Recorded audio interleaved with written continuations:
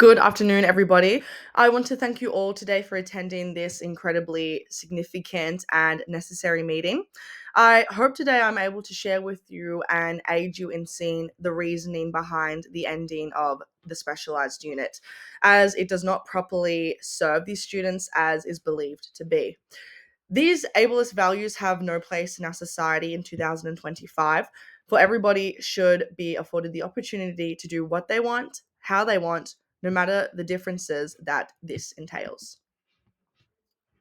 For those of you who are unaware of who Luca is, he is a new Year 7 student who is about to start at our school. He is a twin to a brother named Giorgio, and he also has an older sister, Aliana, who is in Year 9. Luca happens to be born with cerebral palsy, which is a neurodevelopmental condition of the brain. It may affect area of his speech, the brain itself, and language patterns or motor functions. Additionally, Luca has dyslexia, resulting in difficulty in developing phonological awareness. And currently, he is building his confidence and skills at decoding and encoding words, his fluency and spelling. It is important to recognize that these aspects of Luca do not make him any less deserving of a place alongside his brother. Later in this presentation, I shall share some evidence based strategies and differentiation techniques to ensure he has equitable access and participation in our school's learning environment. An experiment by the Frontiers of Neurology conducted a study to see the social outcomes of school leavers with cerebral palsy living in Victoria, Australia. And 53.4% of the participants used graduated from a mainstream school. And in comparison to the general population, the proportion of young adults obtaining qualifications after high school was similar between the two cohorts of students with cerebral palsy and without. 41.0% in the cerebral palsy group compared to 38.9% in the general population obtained qualifications after high school, with a similar proportion obtaining a university qualification, 15.4 and 19.3% respectively. With statistics like these, how can we justify failing to fulfill our professional and moral duty to encourage, integrate, and support this child in succeeding and achieving success? It is of the utmost importance that here in Australia, we serve our students to the best of our abilities. And in doing that, we create spaces, institutions, and opportunities for them. And that there is equity for students who are disadvantaged, minorities from diverse cultural backgrounds, linguistic backgrounds, and of course, students with disabilities. As per the United Nations Committee, this equity must be a foundational aspect of our educational system. The Australian educational system has enacted a multitude of laws, acts, standards, and associations over the past few decades, which have strived to integrate students of all backgrounds into spaces that have not been made for them.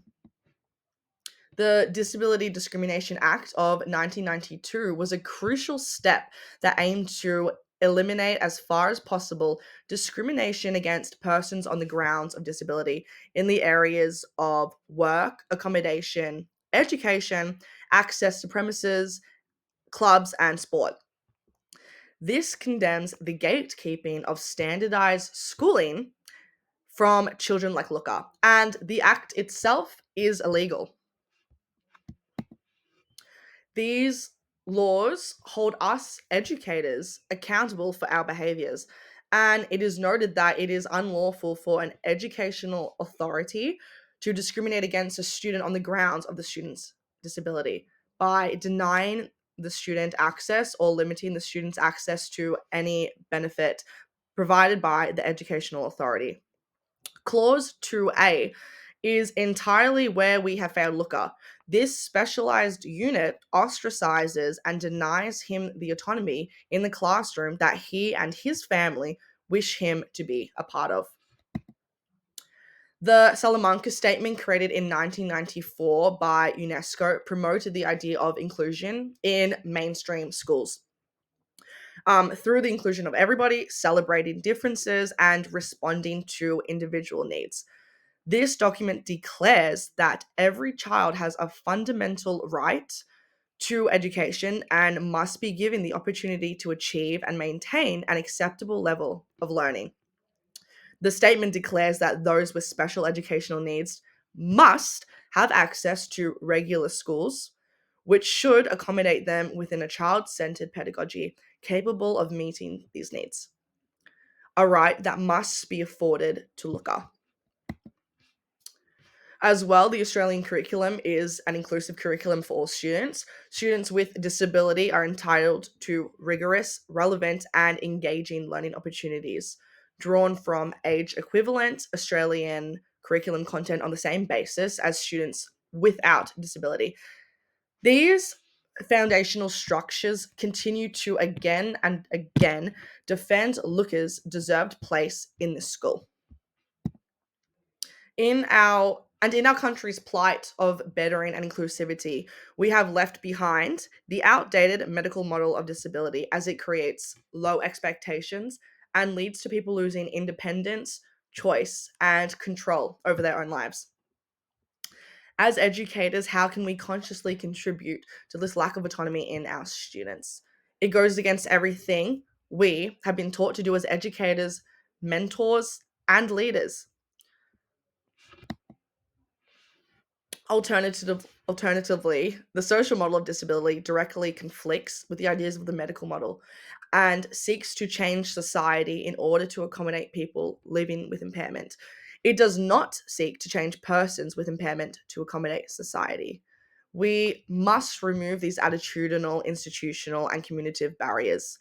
As Luca does not need to be fixed or cured, he simply needs the appropriate facilities and support that allow him to learn.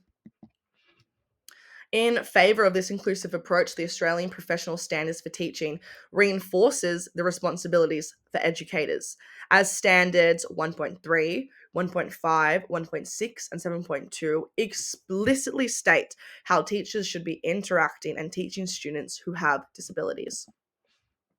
Inclusive education is not just a pedagogical choice, it is instead a powerful expression of our collective equity, difference, and the ending of the separate education unit is not only a legal obligation we must follow, but a moral act we must support that is grounded in human rights. In Australia, students with disability are entitled to access education on the same basis as their peers, denoting that they must have comparable opportunities, choices, and participation in all aspects of schooling. Separate units only further segregate and perpetuate the stark differences between the pupils and instead creates structural inequalities that gatekeep the participation of such students and their families by extension.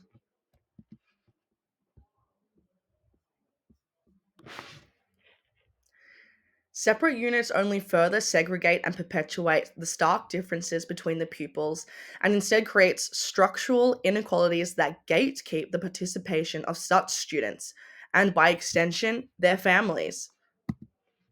The Disability Standards for Education 2005 makes it explicitly unlawful for any educational authority to discriminate against a person based on a disability. This includes if it presently exists, has previously existed or no longer exist, or may exist in the future. These standards legally ensure all educators slash providers uphold these standards. Australia's own commitment to the United Nations Convention on the Rights of Persons with Disabilities, or the CRPD, further reinforces the need to end segregated education and schools. The CRPD's committee recommended that Australia completely remove segregation and segregated facilities and build inclusive systems that uphold their ability to institutional living arrangements, autonomy, non forced treatments, and consented medical interventions. The continued existence of separate units contradicts these obligations and undermines students' rights. Inclusive education also aligns with broader principles of social justice, as the changes made in the classroom to include disabilities means that all should be educated together in general classrooms where teachers are called upon to nurture the effective and academic needs of all children. And the diverse needs of all children are accommodated to the maximum extent possible within the general education curriculum. Real inclusion means rethinking how our schools and school systems work, moving away from outdated ones and towards collaborative ones.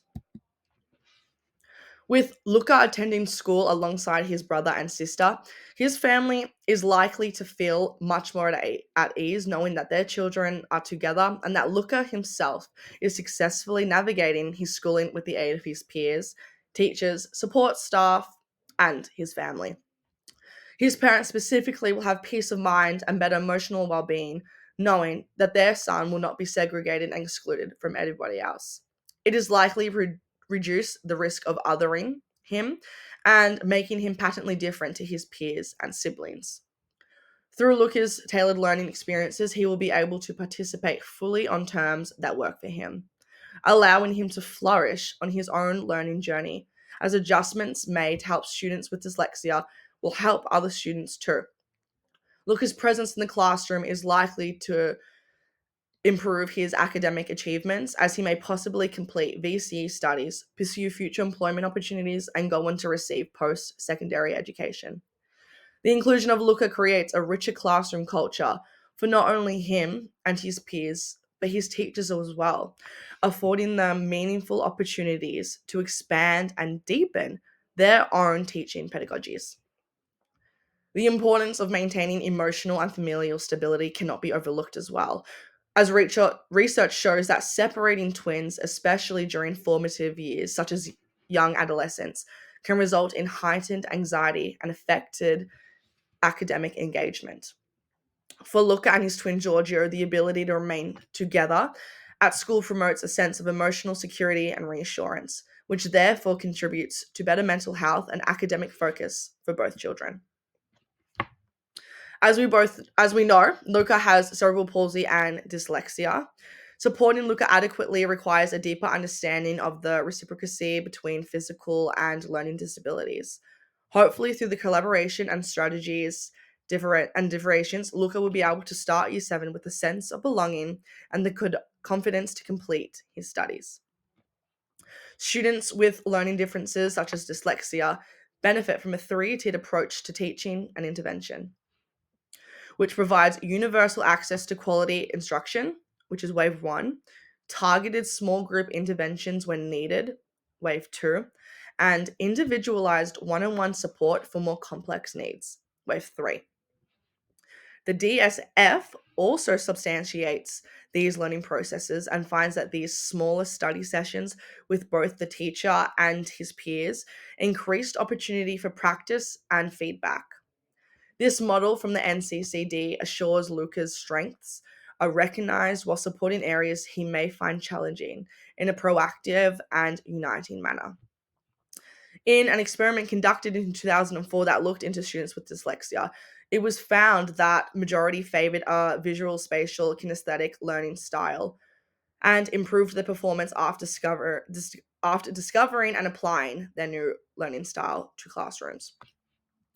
Activities for Luca and by extension his class in regard to these learning styles could include asking about a passage of text and how it made you feel, using physical blocks or other instruments in a maths class, regularly having study breaks, studying in different areas on locations, or playing soft music over your teaching, just like I am doing now. In terms of physical support, Luca will require adaptations that go beyond the classroom. Teaching and drawing from an example of Isla from the NCCD, she benefited from environmental and timetabling adjustments, such as reduced movement between her classrooms, designating resting areas, and being afforded the ability to access her lesson plans and work digitally from home on the days that she was unable to physically be at school. These small changes have a large impact on the well-being and learning of students with mobility needs and would serve Looker incredibly well. By giving children like Looker a voice in how they learn, not only does it empower them, but also enhances their motivation and achievement, as people learn best when they want to learn. Motivation is therefore very important to effective learning. Once students are achieving success, they will begin to feel good about themselves. Students who are guided and encouraged to explore their learning styles are especially favorable to the kinesthetic and visual spatial learning, which hopefully incites them to continue in their academic learnings. When reflective lesson plans are implemented with care and intention, it enriches the educational experience for everybody in the classroom. It is my sincerest hope that these two brothers will be able to study together just like any other siblings.